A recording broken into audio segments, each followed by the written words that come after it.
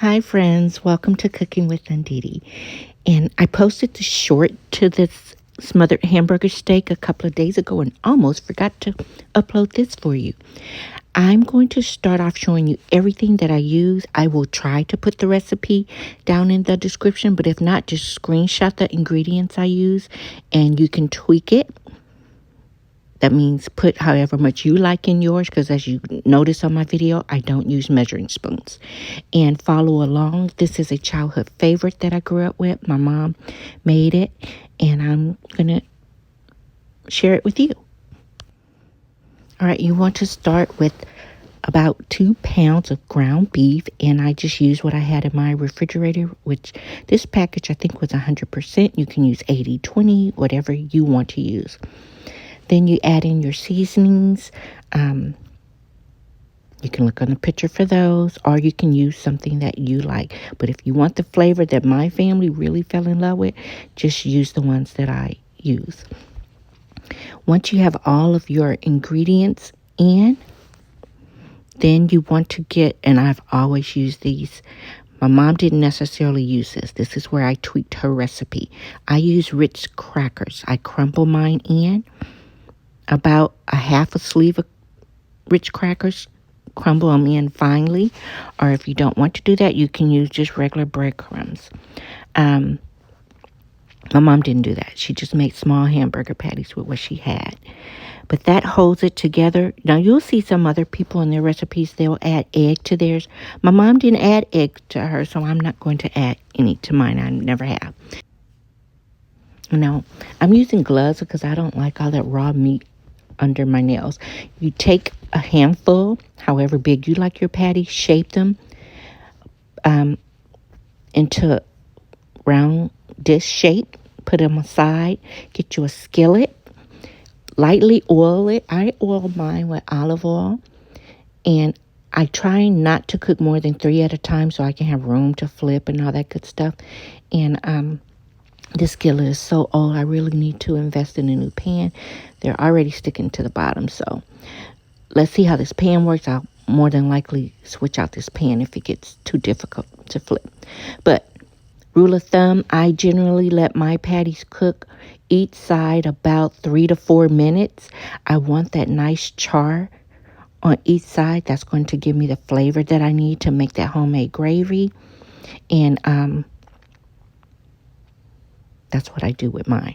All right, as you can see, I did change out the pan. This one is easier for me. It's a little smaller, so I will go back to the other pan because I don't need to make gravy in this pan, and I need those flavors in there.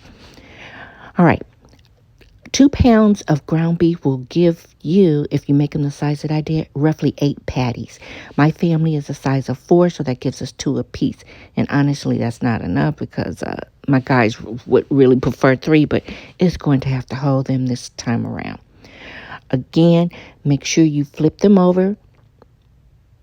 Time it. Good rule of thumb for me, because I will forget, I'll get distracted. I set the timer on my stove and I let each side of my hamburger patty cook. And if you don't, it's okay. They will cook when you simmer them in your gravy. All right. Now it's time to make the gravy. I have placed the patties on a plate with some paper towels to absorb some of the oil. I am returning all that grease into the skillet. I'm adding about a third a cup of flour. Like I said, I really don't measure, but I did use a small third cup. And I use a whisk when I'm making homemade gravy. That helps prevent it from lumping up.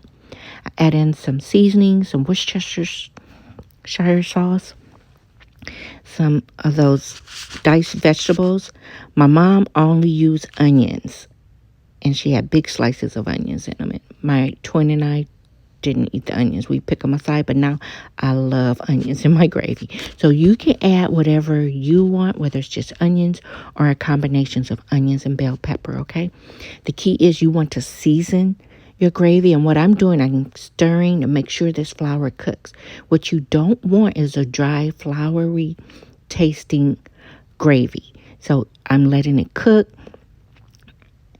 by swirling it around. And then I'm going to add some liquid to it, okay? Now for me, I'm adding about a cup of water, and I may add some more. You'll see some people will use liquid beef broth for their gravy. I like to use better than beef bouillon. It gives it a more depth flavor. Beef for me. And I'm adding Worcestershire sauce and the seasonings, the same seasonings that I use for the ground beef. I didn't measure, I just sprinkled until my ancestors told me to stop. For those that need a recipe, I would say about a teaspoon to start off with. But taste it. You know your taste buds. If you need some more flavor, then add some more. I like a nice creamy one, so I'm adding some milk, maybe about 1/4 of a cup to give it that creamy base gravy, and let it simmer for about 5 minutes. I'm returning my hamburger steaks to the skillet. And I know some people say, why are you calling them hamburger steaks? It's just hamburger patties. My mom called them steaks. And growing up below the poverty line, those are the only steaks that I knew for a long time. So I'm going to keep that name, hamburger steaks, okay? You want to cover your hamburger steaks with the gravy. Let them simmer in this gravy so that all those flavors can mesh real well together for about 10 to 15 minutes. Put a lid on it. That's where that smothering comes from. And it smells so good. Now, this is optional. I'm adding just a drop of some browning sauce because it has some flavor to it. Not much, but it adds a little more color and just a little bit of additional flavoring. That's optional. You don't have to use that, but I do. And my gravy's ready. I serve this with some green beans, with smoked sausage, some homemade mashed potatoes, and some cornbread. And it was delicious. My bae and my oldest son said, Mom, keep this in rotation. We'd love to have it again. And for those of you that like to see me, here I am. I really don't like being on camera, but here I am for you. And I'm going to ask you to please hit like, comment, share, and subscribe. Hit me up in the comments and let me know if you've ever had this dish before. Peace.